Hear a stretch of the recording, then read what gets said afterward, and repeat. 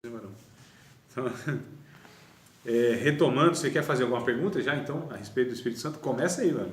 Que se a pessoa andando uma vida desregrada, sendo um homem carnal, não espiritual, se a pessoa orar todo dia ou sempre orar para que o Espírito Santo, ele, sei lá, tome conta da sua vida e endireite seu caminho, mesmo que qualquer forma que ele tomar seja uma forma boa, para que ele não ligue mais em si para a forma, para o mundo material em si, esse mundo em si, mas ligue para o mundo espiritual. Por exemplo, eu estou fazendo tudo de errado e eu tento mudar, mas não consigo. Só um exemplo, suponho. Sim. Não é que é você, né? É um amigo seu. É um amigo meu, colega aqui do lado. Aí eu sempre oro para o Espírito Santo me mudar e falo assim, meu, você tem que me mudar de qualquer jeito, de qualquer maneira, mas eu não quero mais viver essa vida desregrada. Sim. Tipo, entregar, que nem você uma vez você falou sobre angelologia, que os anjos entregaram o livre-arbítrio para Deus. Isso. Tem como a pessoa fazer? Tem, né? Só depende dele. Não, vamos ver lá, só depende dele. Então a gente ainda falando do Espírito Santo, o papel do Espírito Santo, né? Que é a terceira pessoa da Trindade, terceira, não porque essa questão de que é menor e tal, mas é nessa manifestação histórica, né? Na ação, no processo do resgate da humanidade. Então o Espírito Santo ele aparece aí nessa, entre aspas, nesse último estágio, santificando, como a gente falou e tal. E o que acontece? Você está descrevendo um personagem histórico chamado Jacó. Então, Jacó, ele era esse cara assim que vivia uma vida totalmente desregrada, totalmente carnal, o cara todo enrolado, usava de mentira, artifício para se dar bem. Então, assim, um cara totalmente desvirtuado, o Jacó. Por outro lado, ele tinha um desejo sincero, um coração sincero. Tanto é que ele encontra lá o famoso Val de Jaboque, né? Onde ele encontra aquele ser e ele luta com aquele ser lá e tal, e a partir dali ele é transformado por Deus. Ali, na verdade, ele está lutando contra ele mesmo. Ele luta contra a sua natureza. Ele quer servir a Deus, mas ele percebe que ele tem, de fato, essa vida totalmente torta. Então ali começa esse processo de resgate de Deus na vida de Jacó. Começa ali no sentido mais eficaz mesmo, mais abrupto. Tanto é que a partir dali ele é transformado. Né? Lutaste com Deus, com os homens e prevaleceste. Então esse prevaleceste a gente precisa entender que é justamente esse coração dele que se derramou diante de Deus. Disse, não, eu não saio daqui enquanto não me abençoares. Qual era a bênção que ele mais queria e mais desejava? A transformação da sua vida. Tanto é que a partir dali ele é transformado no seu caráter. Então assim, é o Jacó e é muitos outros que a gente vê na Bíblia também. O Pedro é um cara, não é na mesma proporção do Jacó, mas o Pedro é um cara também assim... meio... Não era da mesma proporção? Não, da mesma proporção não. O Jacó já mentia, era o cara enrolado mesmo, era o cara assim... Era o pecador mais explícito. O Pedro era um cara que não era trabalhado, na verdade, assim, no seu temperamento. Ele não era trabalhado no seu temperamento, ele ainda tinha aquela questão do impulso de resolver as coisas do jeito dele, não era um cara totalmente entregue ao senhorio de Cristo, né? Então, assim, ele reconhecia algumas coisas, o Espírito Santo trabalhava na vida dele a ponto de declarar umas verdades assim, fantásticas. Inclusive, Jesus disse, não foi você, Pedro, foi o meu Pai que te revelou isso, foi pelo Espírito que isso aconteceu na tua vida. Então, o cara, assim, ora, ele tinha umas revelações, né? Ora ele tinha assim uns flashes assim que ele falava aquilo que era o próprio Espírito Santo através dele falando, declarando. Mas a gente percebe que ele tinha essa inconstância. Então esse cara assim que ele era carnal.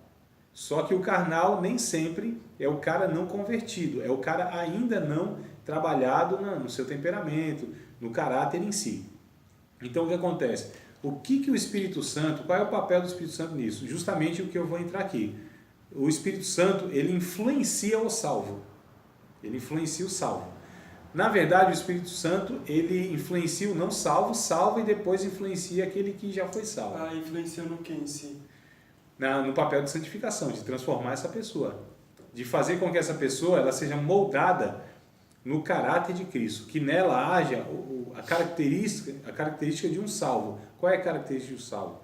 O amor, o gozo, a paz, Gálatas 5:22. longanimidade, benignidade, bondade, fidelidade, mansidão e domínio próprio. São 9, né? As características de um salvo. Então o Espírito, e a Bíblia diz no Gálatas 5:22, mas o fruto do Espírito é. Aí fala dessas 9 virtudes, 9 qualidades, 9 características de um salvo. Que o Evangelho, ele pretende, o Evangelho não pretende fazer o cara assim, um poderoso, usado por Deus, através de milagres. Isso é uma consequência de ações do Espírito Santo através de dons espirituais. Mas a gente já aprendeu que não quer dizer muita coisa a respeito de aprovação de Deus e de espiritualidade de fato. Então, assim, o Espírito Santo, primeiro, no capítulo 16 de João, né? Evangelho de João, capítulo 16, me parece que é o verso de número 8, a gente já percebe aqui essa ação do Espírito Santo, né? Na vida do ser humano, né? Que ele tem um contato com o Evangelho ou que terá um contato com o Evangelho. Então aqui, o próprio Jesus disse, aí, quando ele vier, quem que ele estava se referindo? Ao Espírito Santo. Convencerá o mundo, né? Ou seja, o ser humano, do pecado, da justiça e do juízo. 3 pontos principais aqui. E Jesus explica. Do pecado, porque não crê em mim. Então, qual é a função principal do Espírito Santo? A primeira é convencer o homem que Jesus Cristo, ele é Senhor, ele é Salvador, ele é Deus. Então, do pecado porque não crê em mim. Olha que coisa interessante. Então, ele vai convencer do pecado porque não crê em Jesus. Qual é o pecado que gera todos os outros pecados? É não crer em Cristo. O que torna uma pessoa salva? É crer em Cristo. Só que esse crer em Cristo, ele não é assim, eu creio, né? Como é o caso que a gente estava falando aqui em off. O cara crê, o cara acredita, tá. Mas isso tem que ser demonstrado por uma vida. Então, uma vida de profissão de fé, ela tem que ser a mesma vida de comportamento. Porque senão é uma coisa que está em desarmonia. É algo que, no mínimo, é estranho. Como que a pessoa diz que ama a Deus, que serve a Deus e tal, mas não corresponde com a sua vida? Tito 1,16. Né? Exato. Então, professa a Deus com os seus lábios, mas negam com as suas obras. Então, o Paulo diz assim, não convém que se faça assim. Essas pessoas são hipócritas, não são religiosos, mas não são salvos, não são discípulos. Porque o discípulo, a ideia do discípulo é que ele segue o mestre, né? Então ele imita o mestre, ele vai viver a vida do mestre. Ele é coberto pela doutrina do mestre, né? Ele é coberto pelo andar do mestre. Então essa é a questão, né? É aquele que ele deseja ser igual ao mestre, ele imita a vida do mestre, o caráter do mestre. Então, o que acontece? Então, o Espírito Santo convence o mundo do pecado. Isso é a primeira coisa. Depois, da justiça, porque vou para o meu Pai e não me verei mais. Então, convenceria da justiça pelo fato que Jesus, ele foi crucificado como um injusto, né? Como um pecador, como um culpado, como um condenado mesmo. Então, o Espírito Santo convenceria o ser humano que Jesus foi inocente.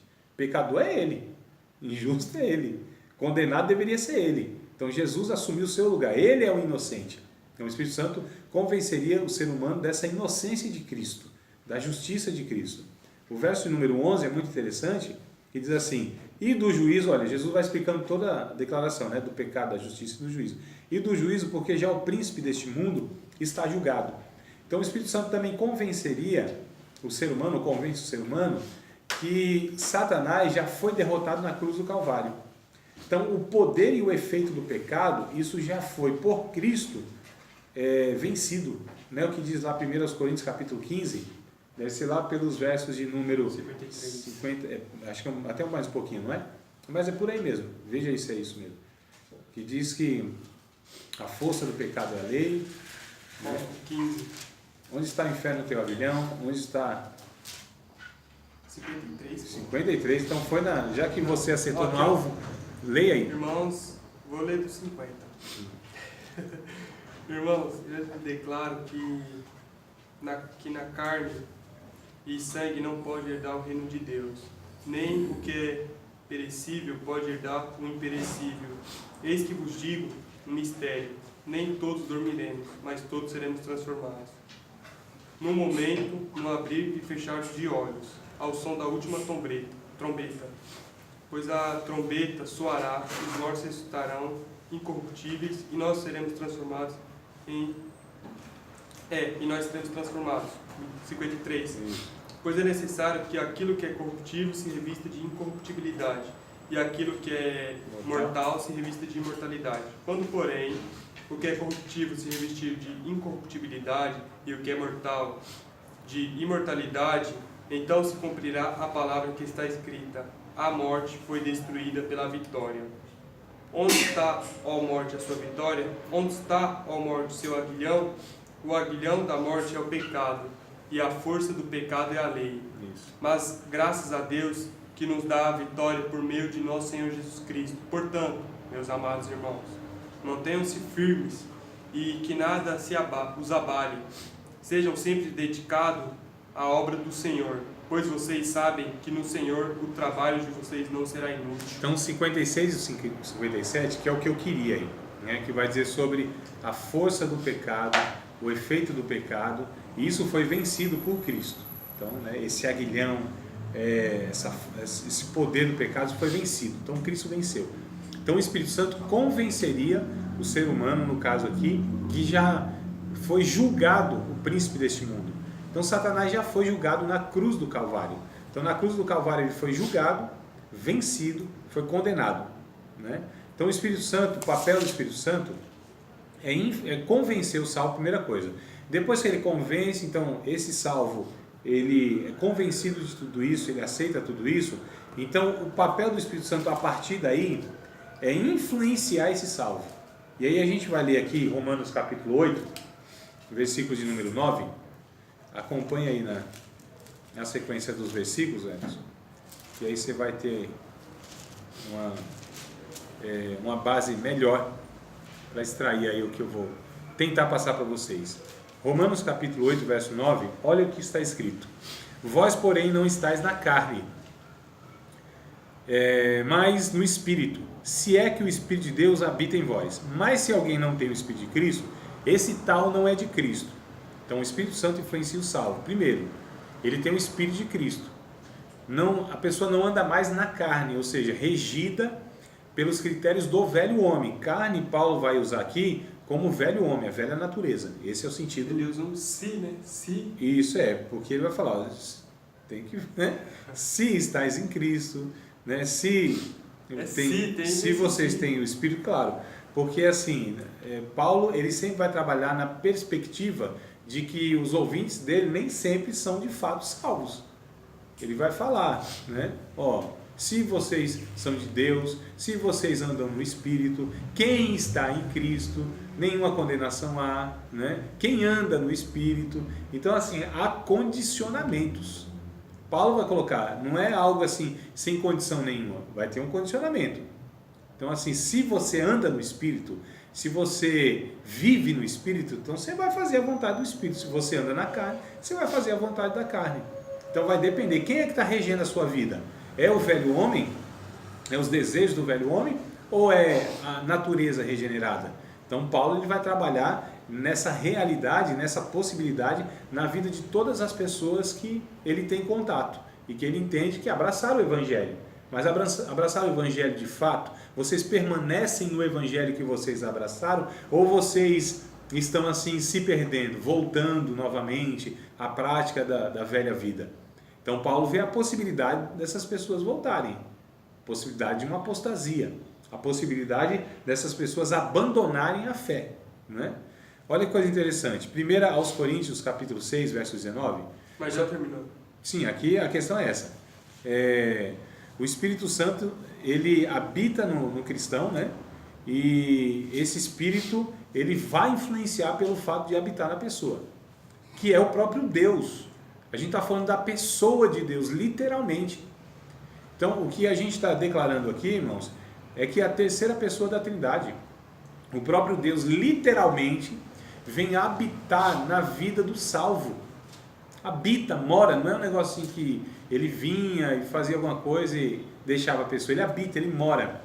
Ele, como diz aqui vamos ler o 1 aos Coríntios 6 e 19, E aí vocês vão entender aonde que eu quero chegar e por que eu estou trazendo todas aí essas referências.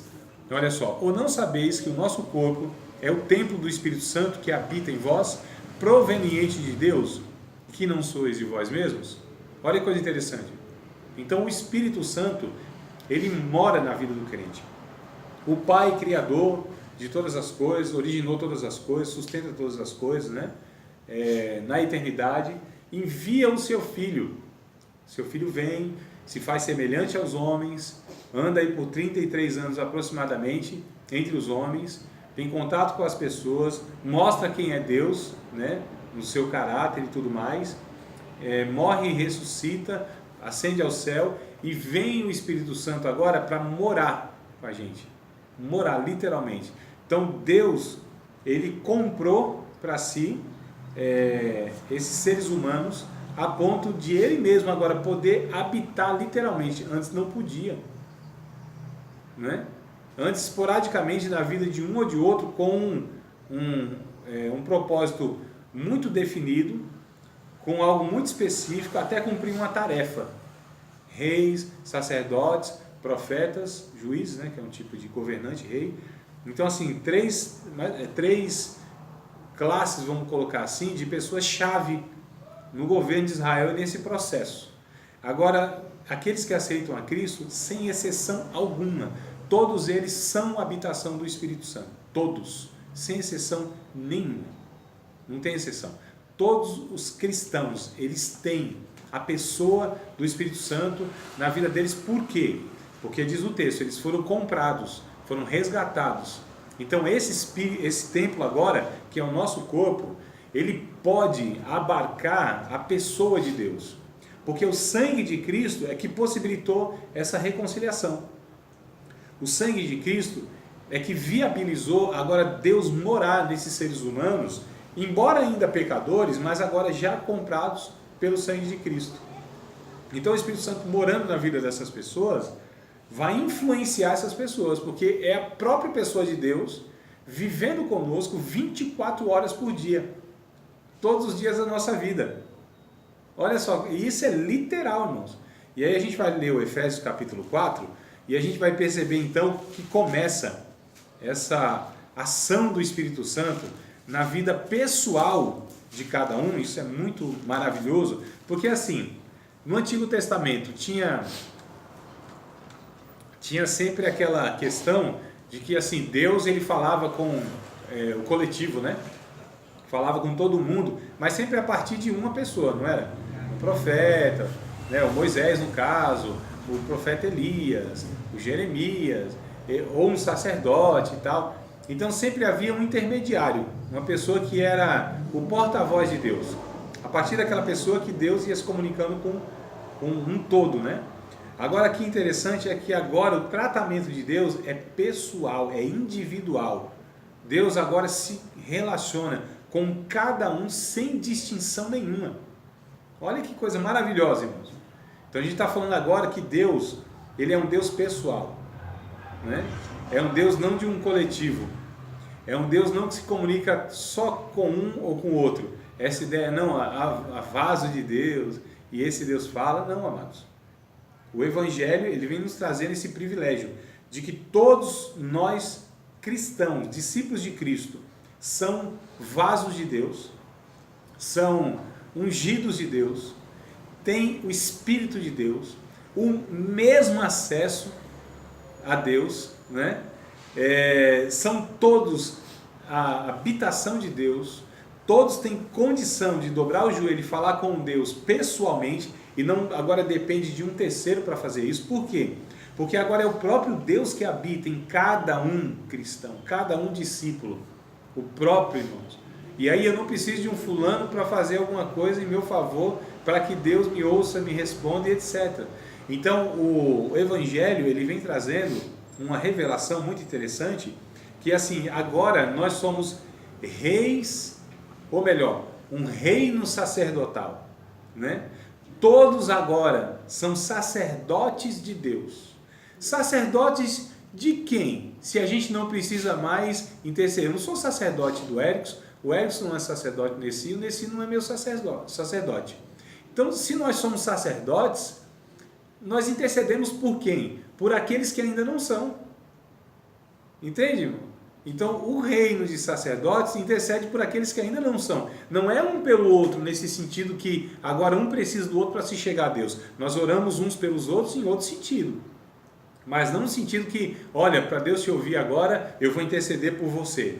Não. Você pode, qualquer um, pode se aproximar de Deus. Hebreus capítulo de número 10, versos de número 19 até o 23 vai dizer isso. Vamos ler o texto? Depois a gente volta aqui para Efésios, que eu me lembrei desse texto de Hebreus, e ele é muito interessante, irmãos, muito interessante. Depois a gente vai ler Pedro, depois a gente lê Apocalipse, e aí a gente volta para o Efésios, tá bom?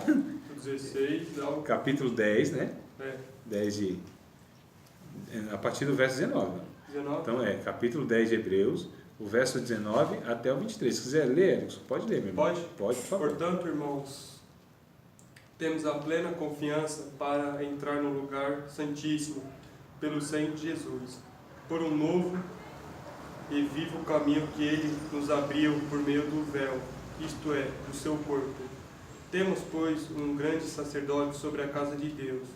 Sendo assim, aproximemos de Deus com um coração sincero e com plena convicção de fé, tendo os corações aspergidos para nos purificar de uma consciência culpada, e tendo os nossos corpos lavados com água pura, apeguemo-nos com firmeza à esperança que professamos, pois aquele que prometeu é fiel, e consideremos uns aos outros.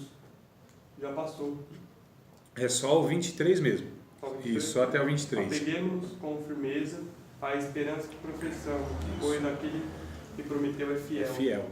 Então, olha a passagem que está dizendo. Todos nós temos acesso livre ao trono de Cristo, ao trono de Deus, né? Por meio de Cristo, que é o sacerdote nosso. Então, nós só temos um sacerdote, todos agora, um só, que é Cristo. Ele nos leva a Deus. E todos nós, segundo 1 Pedro, capítulo de número 2, vamos ler o texto, e aí depois a gente vai para Apocalipse. 1 Pedro. Pode? Calma aí, não é só o 9 não, acho que eu vou pegar outro texto aí. A gente vai depois para o 9, que é o último, mas eu quero pegar o verso 5, o 5 e depois o 9. Então pode ler, já que você está aí no apetite. 5 e o 9.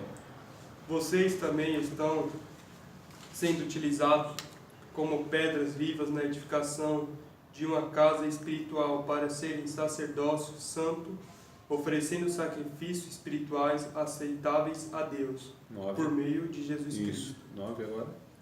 Vocês, porém, são geração eleita, sacerdócio real, nação santa, povo exclusivo de Deus, para anunciar as grandezas daquele que o chamou das trevas para a sua maravilhosa luz. Então, olha a declaração no verso 5. Nós somos edificados essas pedras como uma casa espiritual, e nós somos cada um essas pedras que vão formando essa casa espiritual.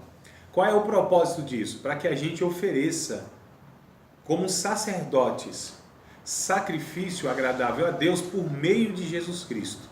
Então nós somos constituídos sacerdotes em uma casa espiritual. Cada um é esse tijolinho, essa pedrinha. O verso número 9 está dizendo aqui, que nós somos uma geração eleita, um sacerdócio de reis, de governantes, um sacerdócio real, sacerdócio da realeza, para que a gente anuncie as maravilhas, né, daquele que nos chamou das trevas para a sua maravilhosa luz. Olha o que vai confirmar Apocalipse no capítulo de número 1, sobre a questão do sacerdócio também, no verso de número 6. Então, capítulo 1 de Apocalipse, verso 6. Olha o que João diz: e nos fez reis e sacerdotes para Deus e seu Pai. Olha que coisa interessante. E nos fez reis e sacerdotes para Deus e seu Pai. Perceba aqui, fez sacerdotes para Deus e seu Pai. João não refere-se aqui a Deus como Pai. Perceberam? Percebeu, Eric? Ele está chamando o Filho de Deus aqui? Sim. Percebeu isso não? Olha só. E nos fez reis e sacerdotes para Deus, que é Jesus, e seu Pai. Então, ele está considerando de fato, Deus aqui é o próprio Jesus, e seu Pai também. Então, nos fez sacerdotes para Deus e seu Pai. A Ele a glória e o poder para todo sempre. Amém. Então, nós fomos feitos por Cristo sacerdotes, aqueles que intercedem, porque nós todos somos agora essa habitação de Deus, essas pessoas que podem levar as outras pessoas ao conhecimento da verdade, porque o Espírito Santo está habitando na nossa vida. O Espírito Santo é quem usa cada um de nós para levar Cristo às nações, aos pecadores. É interessante, agora a gente vai voltar para Efésios, voltar não, que ele nem leu, né? Mas vamos lá para Efésios capítulo 4, porque olha a influência que o Espírito Santo, que já habita nesse crente, ele vai causando, né? Qual é o propósito dessa habitação? Qual é agora, entre aspas, a função do Espírito Santo na vida desse cristão? Qual é o papel agora preponderante do Espírito Santo? Primeiro foi salvá-lo, convencer do pecado, da justiça e do juízo. A partir disso, então, aí ele começa a agir com outro propósito na vida do salvo. Aqui é o estágio que a gente chama de santificação. Então ele agiu para justificar, né? Para regenerar o cristão, e agora ele está agindo para santificar o cristão.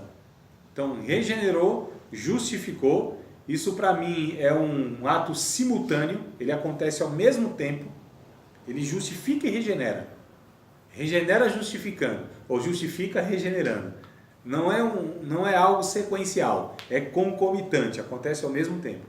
Então o Espírito Santo vem, regenera e justifica, ou justifica e regenera o cristão. Então ele nasce de novo e já é inocente diante de Deus a partir daquele momento, porque ele foi resgatado, foi comprado.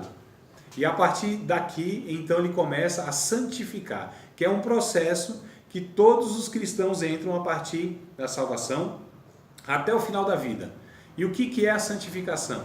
A santificação é a ação do Espírito Santo a fazer com que essa nova criatura agora, ela possa ser formada, cresça em Cristo, né?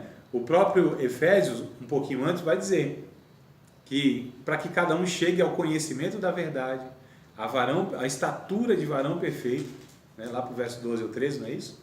Então olha só, o papel do Espírito Santo é o mesmo capítulo aqui. Então esse é o propósito, de que ele vá crescendo em Cristo. Ele vai sendo formado segundo a imagem, conforme a semelhança de Cristo, que é a imagem do próprio Deus. Não é isso? Então olha que coisa interessante, esse é o papel do Espírito Santo, moldar essa pessoa, transformar essa pessoa à imagem e semelhança de Cristo. Esse é o propósito do Evangelho, é recriar esse ser humano agora em uma nova matriz, uma nova humanidade, porque em Cristo Deus está recriando a humanidade, é outro Gênese, né? É outro padrão, é outra referência, é o Adão espiritual, é o ser humano de verdade, é o paradigma, é como o ser humano sempre deveria, como sempre o ser humano deveria ter sido, é o que o Adão deveria ter se tornado, igual a Cristo, igualzinho. Ele falhou, agora vem então, o Adão era um homem que todos os outros seres humanos seriam semelhantes a ele, só que ele pecou. Então, como ele pecou, os outros seres humanos, eles também... Vem tudo caindo com ele. Vem tudo assim, ó, tortinho. Né? Havia um homenzinho torto, morava numa casa torta, sua vida era torta. Então, esse camarada tortuoso, quer dizer, pecaminoso, uma das palavras do Antigo Testamento para pecado é tortuosidade, né? Que é o contrário de retidão. Então, olha, o Jó, um homem reto, um homem que vivia não nessa prática do pecado. Então, tortuosidade também é uma tradução da palavra pecado no Antigo Testamento, que me parece que é adíquia, o nome lá no Antigo Testamento. Então, a partir do verso 17, vamos lá ler nesse agora? 4:17? A partir do 17, a gente vai ler até aí, passando do capítulo 5. O que é santificação? Qual a influência e qual o resultado também dessa influência do Espírito Santo na vida de um salvo? Então, desde o verso 17, olha só.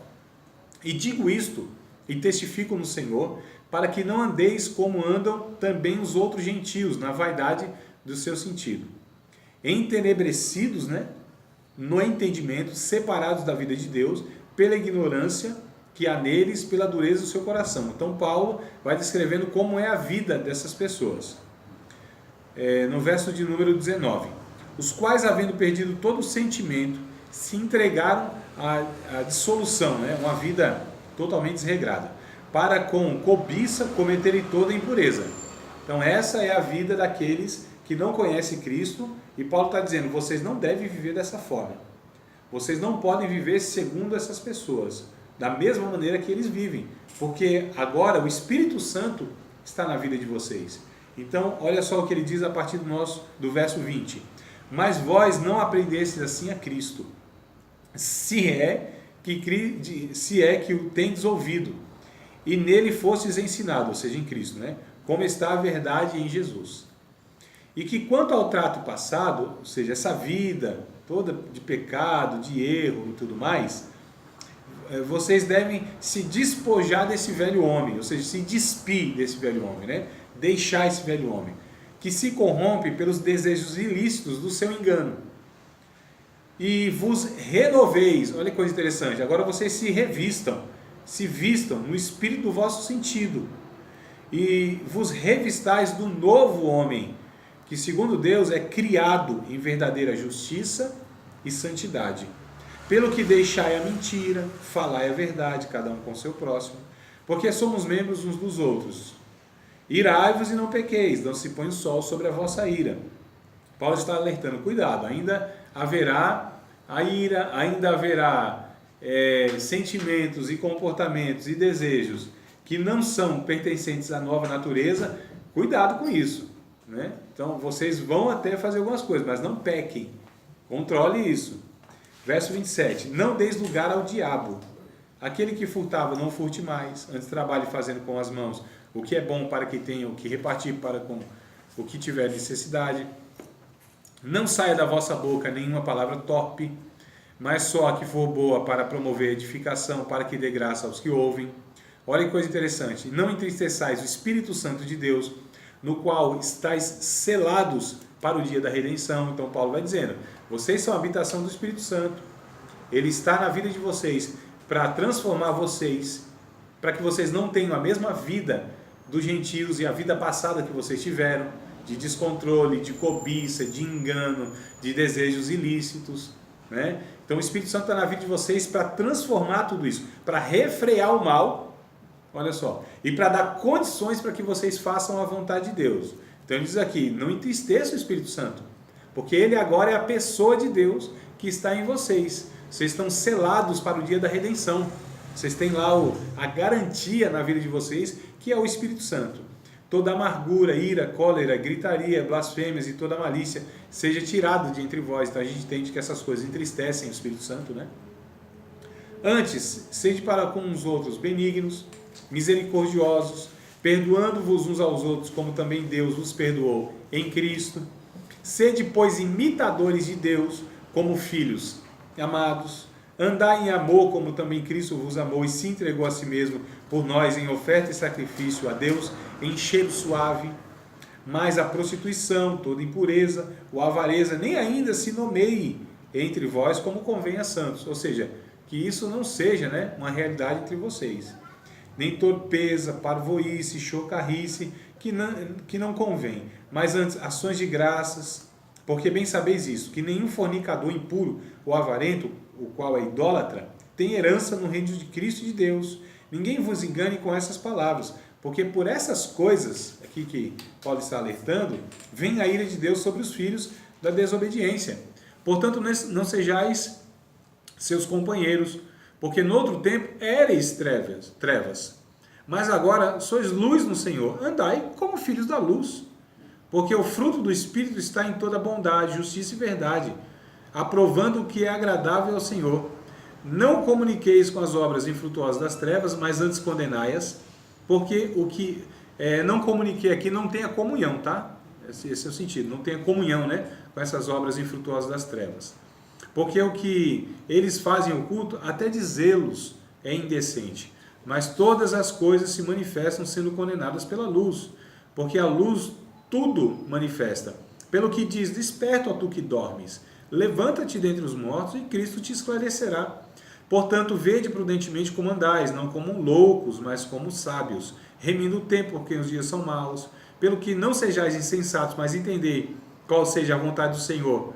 E não vos embriagueis com vinho, que há contenda, mas enchei-vos do Espírito, falando entre vocês com salmos, hinos, cânticos espirituais, cantando e salmodiando ao Senhor no vosso coração, dando sempre graças por tudo ao vosso Deus e Pai, em nome do Senhor Jesus Cristo. Sede uns para com os outros, ou seja, sujeitai-vos uns aos outros no temor de Deus. Olha, amados, isso aqui é a ação do Espírito Santo, é a influência do Espírito Santo que vai transformando esse salvo agora naquela pessoa semelhante a Cristo. Então ele faz isso. O Espírito Santo influencia o salvo, tá bom? Ele testifica, no caso, né? Quero ler com vocês Romanos 8,16. Testifica a criação, o Espírito, Romanos 8,16. Então ele influencia o salvo. Ele testifica a criação, Romanos 8,16. Achando, pode ir. Achou, leia. Me ajuda aí. Pois o próprio Espírito testemunha ao nosso Espírito que somos filhos de Deus. Isso, então ele testifica essa criação, o Espírito Santo. Ele testifica. Nós somos criação de Deus, nós somos filhos de Deus. Irmãos, é o Espírito Santo que nos convence de quem nós somos. É o Espírito Santo que tem que falar para nós que nós somos filhos de Deus, essa nova criatura, né? Isso aqui tá boa, essa daqui. Então leia aí.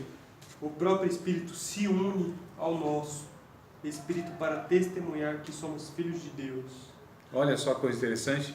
Então testificar aí é se unir. Se unir ao nosso Espírito. Exato. Então, ou seja, ele constata, né? A palavra é essa mesmo, testifica, testemunhar, confirma, né? Olha, vocês são filhos de Deus. Nós somos filhos de Deus. O Espírito Santo é que comunica isso com a gente.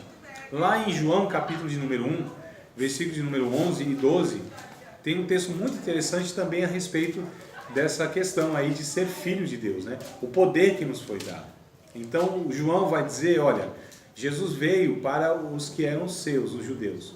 Mas os judeus, os seus não receberam. Mas todos quantos o receberam, deu-lhes o poder de serem feitos filhos de Deus, a saber, aos que creem no seu nome, os quais não nasceram da carne, né, do varão, nem do sangue, mas nasceram de Deus. Então o Espírito Santo deu o poder que nós fôssemos feitos, criados, filhos de Deus. E ele testifica isso. Então assim, não é outra pessoa que fala assim, olha Nessi, você é um filho de Deus, você é um salvo. Não, é o próprio Espírito que diz no teu espírito, ele comunica com você, você é filho de Deus, você é da família de Deus, né? O Espírito Santo convence e traz para nós essa alegria e nos dá esse poder de sermos criados agora como filhos de Deus. O mesmo poder que criou Adão lá, o mesmo poder, o mesmo Espírito, a mesma voz, a mesma palavra que cria o Adão, é agora a mesmíssima palavra, o mesmo agente, o mesmo poder, o mesmo sopro que agora cria em nós essa nova criatura, agora filho de Deus, por adoção em Cristo. Então em Cristo nós somos gerados filhos de Deus, e é o Espírito que testifica, nos dá essa convicção. Não é um pastor, não é alguém que fala, não, você é filho de Deus. Não, é o Espírito Santo que fala e comunica e nos dá essa convicção. É algo inexplicável, é algo que não é uma questão de que o professor vai falar, você é filho de Deus, tá vendo? Não, é o Espírito Santo que é quem vai falar assim, Abba Pai. É o Espírito que testifica no nosso espírito que somos os filhos de Deus, ou filho de Deus. Então ele testifica essa criação. Ele é o dom e o tesouro para o salvo. Atos 2:38, vamos ler o texto? Atos 2:38. Ele é o dom e é o tesouro. Estou falando aqui do Espírito, tá, irmãos? Então na Trindade a gente está destacando agora aí o Espírito Santo. 2:38. 2:38 do Atos dos Apóstolos. Pedro respondeu. Era para ler? Pode ler, por favor. Arrependam-se e cada um de vocês sejam batizados em nome de Jesus Cristo para o perdão dos pecados e recebendo o dom do Espírito. E recebereis o dom do Espírito. O que Pedro está se referindo aí com esse dom do Espírito? É a própria pessoa do Espírito. Então arrependam-se, sejam batizados, para que sejam perdoados os vossos pecados, e vocês vão receber quem? A própria pessoa do Espírito. O dom aqui, nesse texto, refere-se à própria pessoa do Espírito. Vocês vão receber o presente, o próprio Espírito Santo na vida de vocês. Esse dom aqui refere-se à pessoa do Espírito Santo habitando na vida daqueles que se arrependeriam dos seus pecados. Diga-me. O professor, tem outra Bíblia que fala arrependa-se e receba o Espírito Santo? Será que tem? Não, é o mesmo Atos dos Apóstolos. É porque fala recebereis o dom. Às vezes o ímpio não sabe o que é receber o dom. Ah, sim, entendi.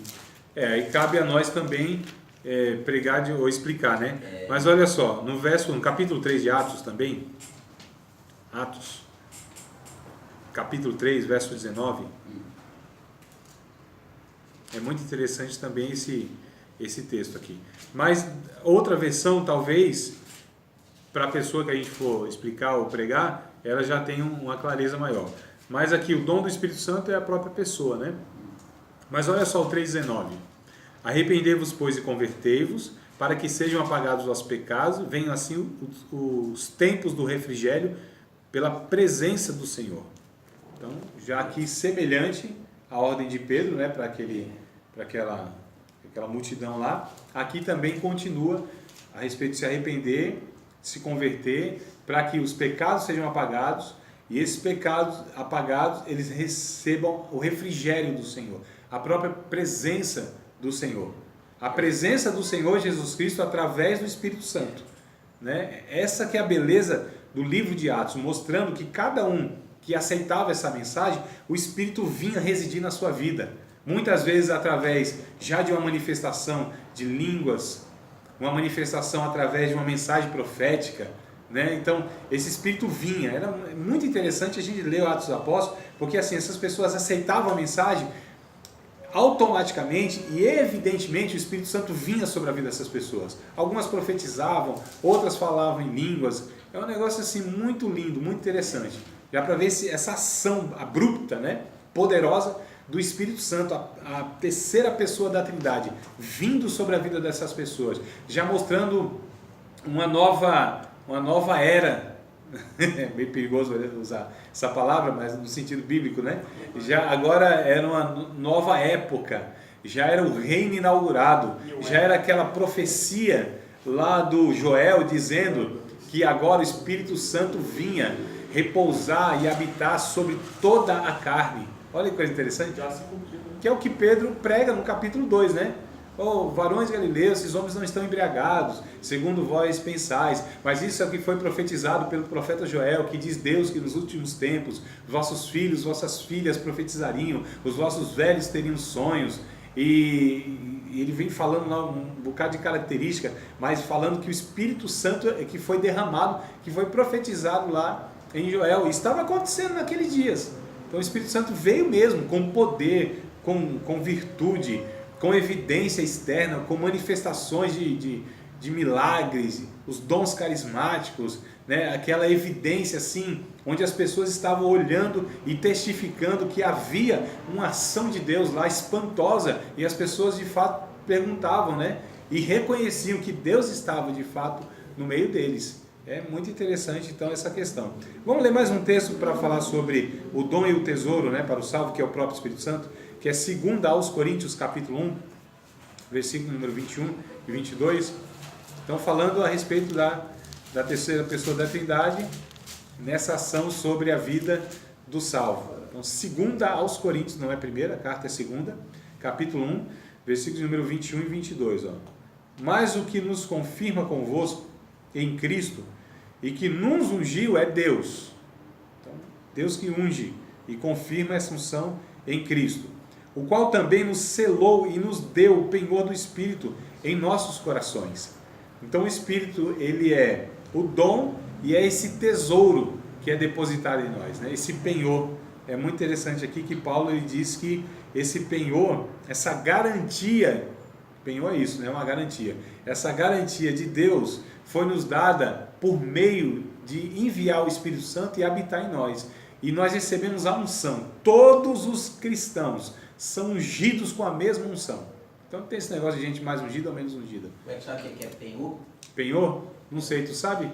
Tu já penhorou alguma coisa? Você viu aquele filho de Jacó? Vamos ser um pouquinho só. Como é que chama o filho de Jacó lá que, quando viúva a nora dele lá, Filho do Jacó? que aprontou com a nora, né? Que a nora... Rapaz, é o Rubem, né? É o Rubem. É o outro da tribo lá que o filho não quis casar com a nora, né?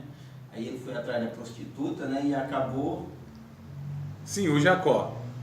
É o filho de Jacó. Rapaz, é o Rubem. Não é o Rubem, não. Simeão. Simeão não, rapaz. Judá. Judá, sim, tá. Deixou sim. o penhor, não deixou? Exato, Uma prostituta. Que foi lá, acho que um lenço, alguma coisa assim, não foi? Bengala, um anel. Isso, deixou lá algumas garantias. O penhor, você deixa lá um objeto como garantia que você vai voltar para resgatar ou para devolver, né? Então, casa de penhor é isso. Você vai lá, por exemplo, eu preciso lá de R$2.000, tá? Eu vou deixar como garantia que eu vou pagar o meu relógio, que vale R$2.000. Então, eu deixo lá um penhor, uma garantia que eu vou voltar.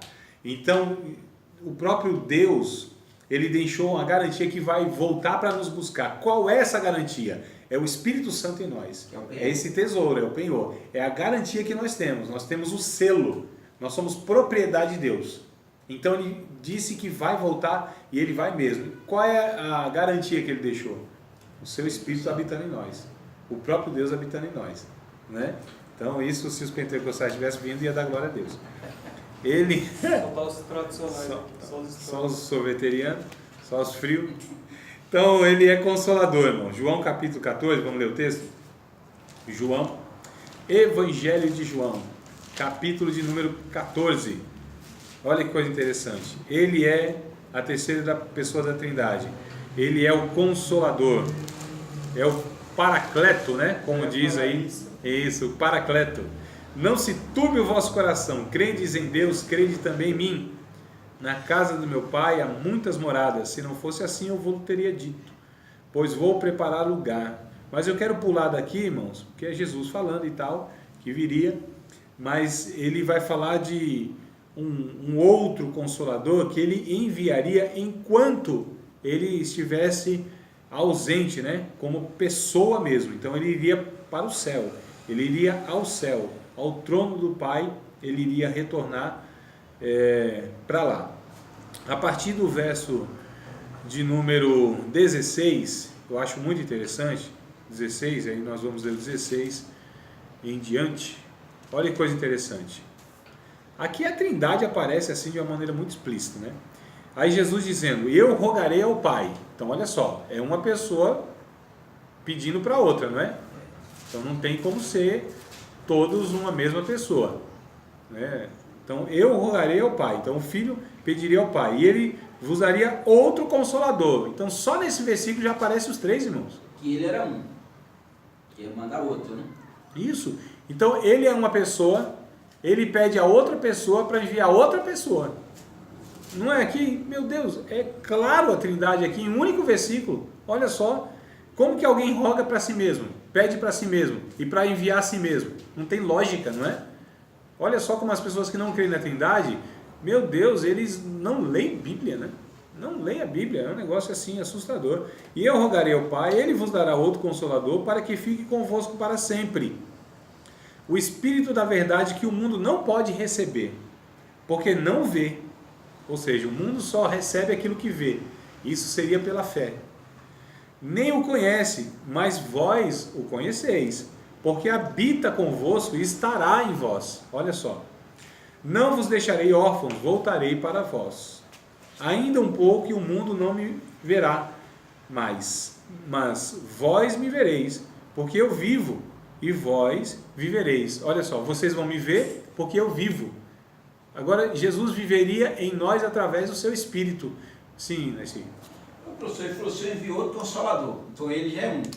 Ele é Aí ele falou assim, não vos deixarei órfão, voltarei. Isso. E eu torno a voltar no Espírito Santo. Também, mas aí há dois sentidos. Mas pelo Espírito ele voltaria.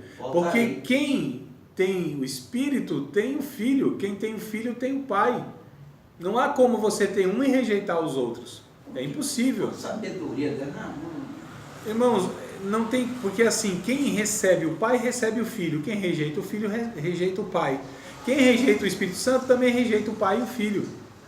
Não tem como você, né, aceitar um e o outro não, porque os três são um, porque são Deus. Embora sendo três pessoas, manifesto em três pessoas, mas eles são um em essência e natureza, né? Então, se eu sou a habitação do Espírito Santo, Deus habita em mim. Deus habita em mim. É o próprio Deus.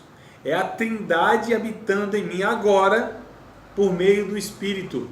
Na eternidade, aí serão tudo em todos. A oração de Jesus no capítulo 17 de João diz assim: Pai, que eles sejam um em nós, como nós somos um.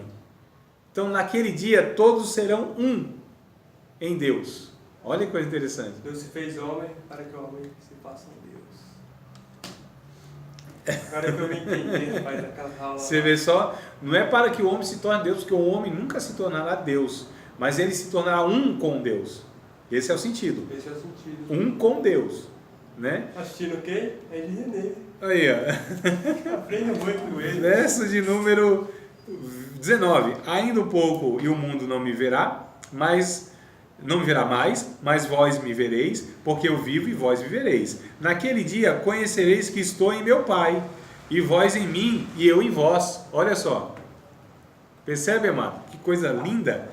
Aquele que tem os meus mandamentos e os guarda, este é o que me ama. E aquele que me ama será amado do meu Pai. E eu amarei e me manifestarei a ele. Disse-lhe Judas, não Iscariotes. É claro aqui, né? Senhor, de onde vem que te has de manifestar a nós e não ao mundo? Jesus respondeu e disse-lhe: se alguém me ama, guardará a minha palavra, e meu Pai o amará. E viremos para ele e faremos nele morada. Ó, os dois, o Pai e o Filho, fará morada. Olha que coisa interessante. Quem não me ama, não guarda as minhas palavras. Ora, a palavra que ouvistes não é minha, mas do Pai que me enviou. Tenho-vos dito isso, estando convosco.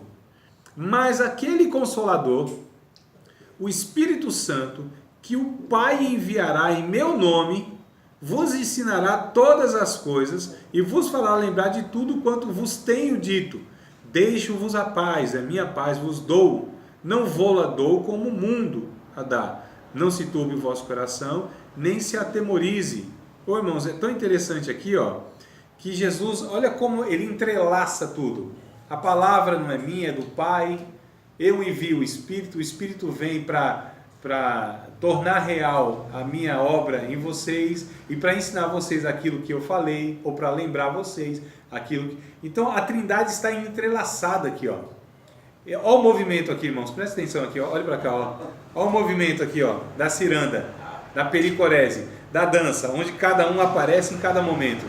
E a gente, quando vê um, vê os três. Não vê os três separados, mas eles estão tão harmônicos que ora é o Pai, ora é o Filho, ora é o Espírito Santo. E tanto faz se eu tenho o Pai, se eu tenho o Filho, se eu tenho o Espírito Santo, porque se tem um, automaticamente tem o outro também. Olha que coisa linda. Então a Trindade é a manifestação dessas três pessoas distintas, mas da mesma essência, da mesma natureza, Deus de Deus, luz de luz, verdadeiro Deus de verdadeiro Deus, né? Então é a Trindade augusta, dançando na eternidade, na ciranda. Muito lindo, né? Eu também acho.